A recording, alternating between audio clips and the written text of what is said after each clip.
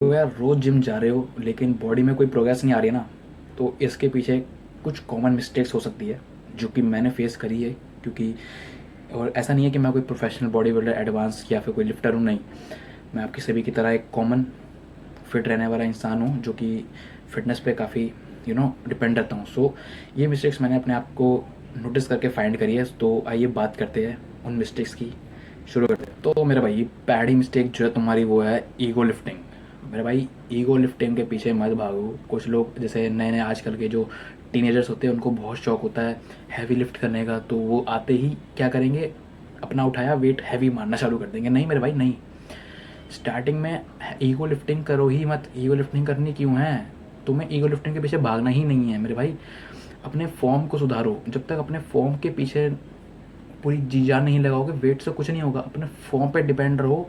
एक ही वेट ऐसा पकड़ो जिस पे तुम अच्छी तरह से 10 से 12 रेप्स बिना किसी बॉडी जर्किंग के आप उसमें निकाल सकते हो रेप्स। तो रेप्स पे फोकस करो, अपनी फॉर्म पे काम करो स्टार्टिंग में तो। और जो बिगिनर है उसको तो हर हाल में अपने फॉर्म को हर तरह से एनालिसिस करना पड़ेगा कि फॉर्म किस तरह जा रहा है। अपने ट्रेनर से पूछो, जो भी वहाँ पे कोई भी सर भैया जो भी है उनसे पूछो कि कैसी है मेरी फॉर्म।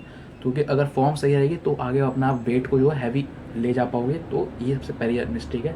अब चलते हैं दूसरी। तो भाई दूसरी जो मिस्टेक है वो है नॉट रिकॉर्डिंग और प्रोग्रेस। तो भाई अपनी जो प्रोग्रेस है उसको रिकॉर्ड करो। और जिसे मैंने बात करी ईगो लिफ्टिंग की, तो मेरा इसका मतलब ये नहीं कि कोई भी हल्का वेट लेके बस आ रहे हो, अपना वही गधा मजदूरी करके आ रहे हो। तो नहीं भाई, मजदूरी नहीं करनी अपने को। अपने को अपने प्रोग्रेस बढ़ानी है, अपना लोड बढ़ाना। अब वो कैसे बढ़ेगा? पहले तो अपनी फॉर्म ठीक कर ली, लेकिन अब उसके बाद उसी वेट को अपनी ग्रोथ बढ़ाओ और अपने उसको वेट बढ़ाओ या फिर रेप्स बढ़ाओ। उस वेट से या तो अपने रेप्स बढ़ाओ या उसका वेट बढ़ाओ, ये फोकस करो। नहीं तो ग्रोथ नहीं होगा। वो प्रोग्रेसिव ओवरलोड कैसे होगा? इसी तरह से होगा। और प्रोग्रेसिव ओवरलोड जिम में और जो गेनिंग करते टाइम बहुत एक मेन बहुत तगड़ी चीज़ है प्रोग्रेसिव ओवरलोड मेरे भाई।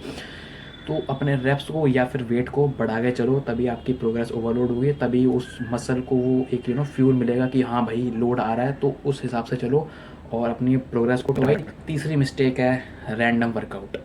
भाई जिम में जा रहे हो तो क्या कर रहे हो? मतलब कोई प्लान है, कोई स्ट्रक्चर प्लान कुछ कुछ क्रिएट करा है, कुछ किसी को फॉलो कर रहे हो? नहीं कर रहे हो। तो जाके रैंडम कुछ भी उठाओगे क्या? मतलब तुम गधा मजदूरी कर रहे हो मेरे भाई। जाओ, अपना जाने से पहले एक प्लान फिक्स करो। अपना घर पे रूटीन एक फिक्स करो कि आज जिम में आके ये मारना है, कल ये मारना है। जैसे कि आज चेस्ट मारा, कल बैक मारा, या आज बैक कल चेस्ट। ये इसको फिक्स करो रूटीन को। ये नहीं कि आज जल्दी है भाई, आज क्या मार रहा है, आज तो भाई हम चेस्ट मारेंगे, छाती मारेंगे। तो भाई ये क्या, कल कल कुछ भी मारो, वो कुछ भी मारेगा तो कुछ भी मारेगा कि नहीं भाई। अपना रूटीन अपने बॉडी के हिसाब से, अपने रूटीन के हिसाब से सेट करो। कोई दूसरा तुम्हारे रूटीन को फिक्स नहीं कर पाएगा। तो अपने कंफर्टेबल, अपने यू नो अपने हिसाब से डिपेंड करके रखो उसको, और दूसरों के ऊपर डिपेंड मत हो। तो क्यों आज तुम्हें कौन सा प्लान फॉलो करना है, प्रो प्लान करोगे, स्प्लिट, कुछ भी करो, जो भी करोगे भाई अपना चलो और अपना रूटीन फिक्स करो, दूसरों को छोड़ो, ठीक है। तो भाई चौथी जो मिस्टेक है वो है स्लीप। बिल्कुल सही सुना भाई, स्लीप। तुम रेस्ट को इग्नोर कर ही नहीं सकते हो। अगर तुम डेली जिम कर रहे हो, डेली अपना मसल तोड़ रहे हो, तो भाई मसल ग्रो कब होगा? उसको रेस्ट कब मिलेगा? वो मिलेगा रात को। और रात को तो तुमको फ़ोन चलाना है, रील देखनी है, नेटफ्लिक्स तोड़ना है।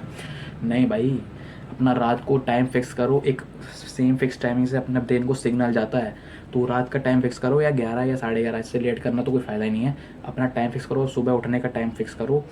अगर सुबह अर्ली मॉर्निंग या फिर कोई शेड्यूल आप तुम्हारा फिक्स रहता है ना, हेक्टिक रहता है, तो 7 घंटे की नींद, 7.5 घंटे की नींद चलती है। लेकिन अगर तुम अगर स्टूडेंट हो, अगर अभी इतना रश नहीं है, तो यार 8 घंटे की नींद तो तुम्हें लेनी ही लेनी चाहिए, मैक्स टू मैक्स, ठीक है।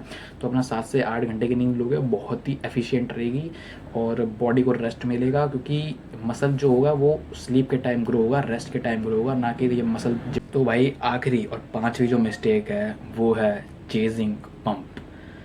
बिल्कुल मेरे भाई, अगर तुम जिम में जा रहे हो और सिर्फ अपने पंप के पीछे भाग रहे हो ना, कि भाई पंप, भाई नस दिख जाए, भाई नसें निकल जाए, भाई फट जाए, लाल हो जाए, फूल जाए, नहीं भाई, पंप के पीछे मत भाग।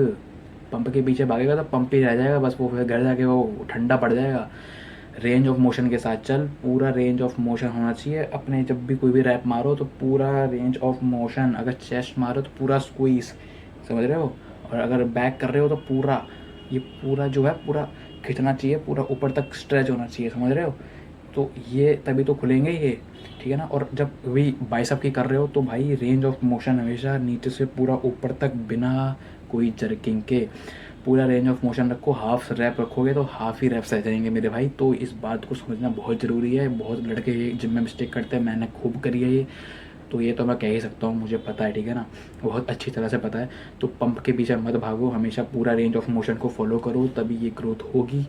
And that's all for this video. अगर आपको ये समझ आ गई हो मिस्टेक्स, तो भाई इस मिस्टेक्स को आज से ही करना बंद कर दो और 1 महीने बाद अपनी जो है ग्रोथ का ट्रांसफॉर्मेशन देख के कमेंट कर देना वीडियो में। अगर वीडियो पसंद आए तो मेरे भाई वीडियो को लाइक कर देना और ऐसी वीडियोस के लिए चैनल को सब्सक्राइब कर देना।